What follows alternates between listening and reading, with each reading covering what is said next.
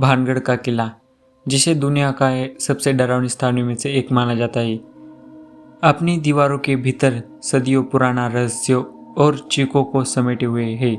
यहाँ की कहानी सिर्फ पत्थरों की नहीं, बल्कि उस काले जादू और अभिशाप की है जिसने एक हंसते खेलते शहर को रातों रात कब्रिस्तान में बदल दिया।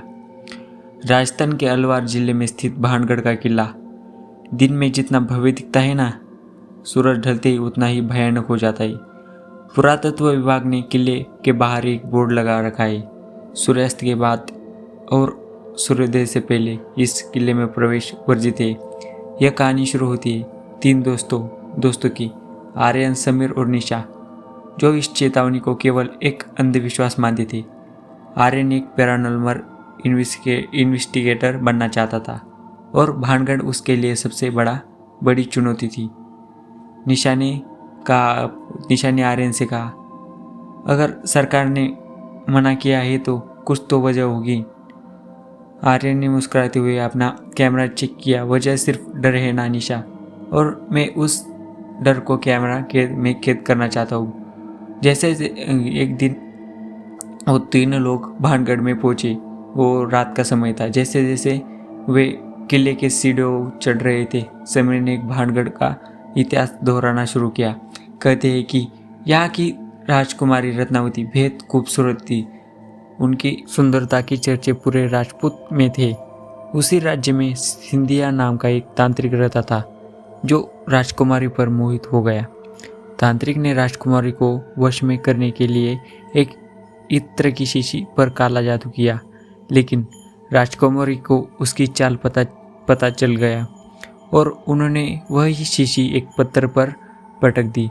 जादू के प्रभाव से वह पत्थर लुढ़कता हुआ तांत्रिक के पास गया और उसे कुचल दिया। मरने से पहले तांत्रिक ने श्राप दिया, भानगढ़ तबाह हो जाएगा और यहाँ रहने वालों की रूह कभी आज़ाद नहीं होगी।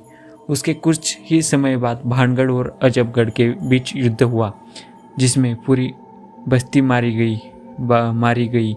समीर ने ठंडी आह भरते हुए कहा। रात के 11 बजे चुके थे।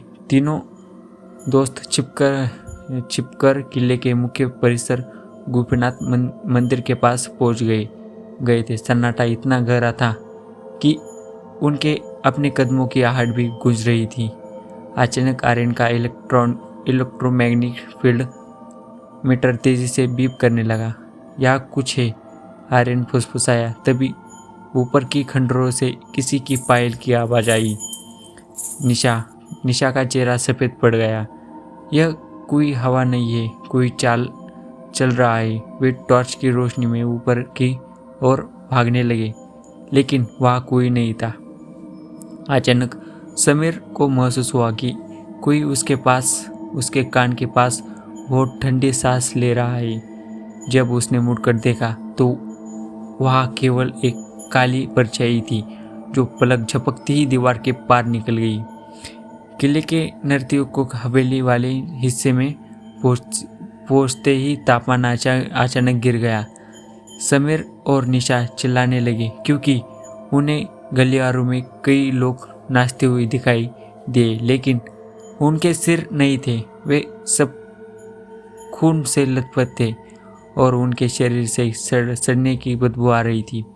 आर्यन ने भागने की कोशिश की, लेकिन उसे लगा कि किसी अदृश्य हाथ ने उसका गला दबा दिया हो। हवा में एक भारी आवाज़ गूंजी, तुम यहाँ से जिंदा नहीं जाओगे। वो पागलों की तरह मुख्य द्वार की ओर भागे, लेकिन जो रास्ते से वे आए थे वह अब बदल चुका था। भानगढ़ किला एक भूलभुलैया बन गया था। दीवारों से रोने और चीखने की आवाज़ आ रही थी। ऐसा लग रहा था कि सदियों पहले मारे गए लोग आज भी उस युद्ध की पीड़ा को जी रहे हैं। सुबह सूरज की पहली किरण पड़ी तो गांव वालों ने देखा कि किले के मुख्य द्वार पर 3 लोग बेहोश पड़े हैं। आर्यन का कैमरा टूटा हुआ था। समीर और याददाश्त जा चुकी थी। समीर की याददाश्त जा चुकी थी और निशा बस एक ही शब्द पर बड़बड़ा रही थी, वो आ रहे हैं। आज भी लोग कहते हैं कि भानगढ़ में जो रात गुजारता है वो वापस तो आता है, लेकिन उनका मन और आत्मा वही खंडरों में कैद हो रह जाती है। क्या यह सच है? भानगढ़ की कहानी केवल भूत प्रेत की नहीं, बल्कि उस नकारात्मक ऊर्जा की है जो उस तांत्रिक से वहाँ जमा है। विज्ञान इसे रिसिडुअल एनर्जी कहता है, लेकिन स्थानीय लोग इसे तांत्रिक का वो अटूट श्राप मानते हैं जो आज भी भानगढ़ को आबाद नहीं होने देता। तो कहानी आपको कैसी लगी इस कमेंट में बताओ, और चैनल को सब्सक्राइब और लाइक भी कीजिए। और आपको अगली कहानी सुननी है तो इस चैनल को सब्सक्राइब कीजिए। शुक्रिया।